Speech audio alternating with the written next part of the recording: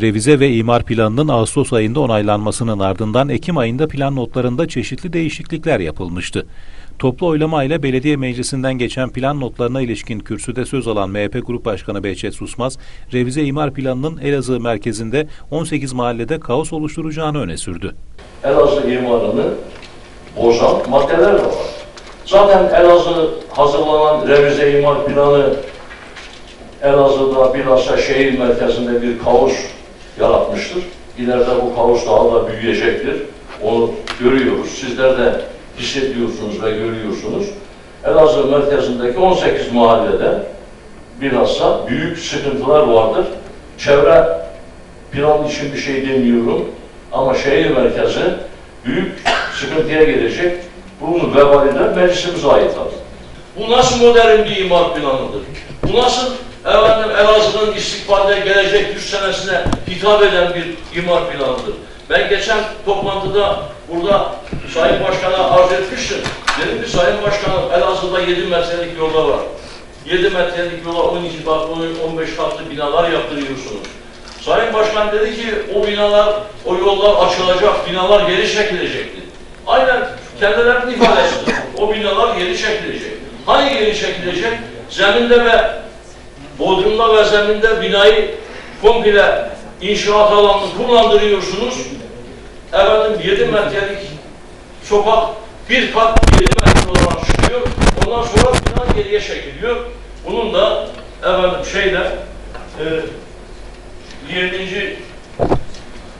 bu böyle şehrin geleceğine hitap eden bir imar planı olması söz konusu değil.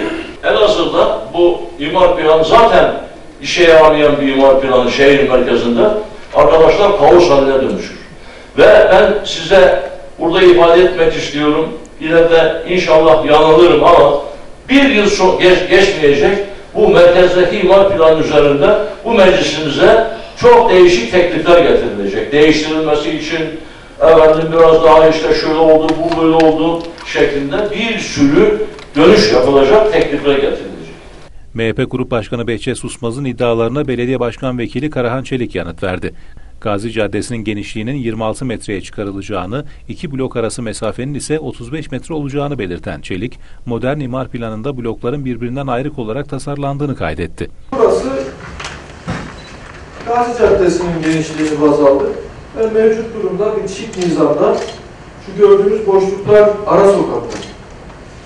Mevcut durumda 20 metre yol genişliği var. Aslında tam 20 de değil, 19 metre yol genişliği var.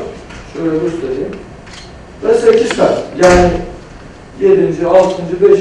katta oturan camını açtığında 19 metre karşısındaki komşusuyla herhalde göz göze gelebiliyor. Şimdiki durumda doğru kat yüksekliği arttı. Bu fayda mıdır, değil midir? Bunu buradan çok net görebiliriz. Bakın burada yine Gazi Caddesi. Yol terklerle beraber 25 metreye, hatta 26 metreye çıkmış oluyor. Şurası da ticaret blokları ve ondan sonra 5 metre daha çekiliyor. Yani iki blok arasındaki mesafe 35 metre.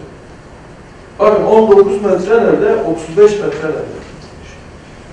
Şimdi bu mu? Eskisi mi yakışıyor Elazığ'a yoksa bu mu yakışıyor? Bizim yaptığımız modern imar planı bu. Yani sözlerde söylendiği gibi değil. Bizim modern imar planımız bu. Bir şey sorayım. O 7 metrelik yola ait de bir şey gösterelim. Şimdi bir de burada bir farklılık var. Gördüğünüz gibi bloklar birbirinden tamamen ayrı.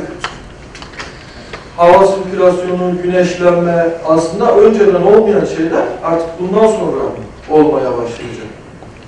Yani Gazi Caddesi 8 katlı bir kale duvarı gibi, sur gibi orada hiçbir şekilde sirkülasyon bile olmayan 7 metrelik, 6 metrelik sokaklarla birbirine bağlayan bir yapı. O bu hale dönüşecek. Belediye Başkanı Mücahit Yanılmaz da revize imar planını Elazığ'ın gelecek 100 yılının kurtulması olarak nitelendirdi. Görüyoruz ki Elazığ'ın bütünü üzerinde yapılan çalışmalar sadece bir parsel üzerinden tenkit ediliyor. Ben buna üzüldüm. Çünkü şehri bir bütün olarak gördüğünüzde yapılan revize imar planı evet aynen Elazığ'ın geleceğidir ve Elazığ'ın önümüzdeki 100 yılının kurtulmasıdır. Artık burada yine bir şey söylemiştik. Elazığ'daki sokaklar büyüyor, caddeler daha büyüyor ve bulvarlara genişliyor.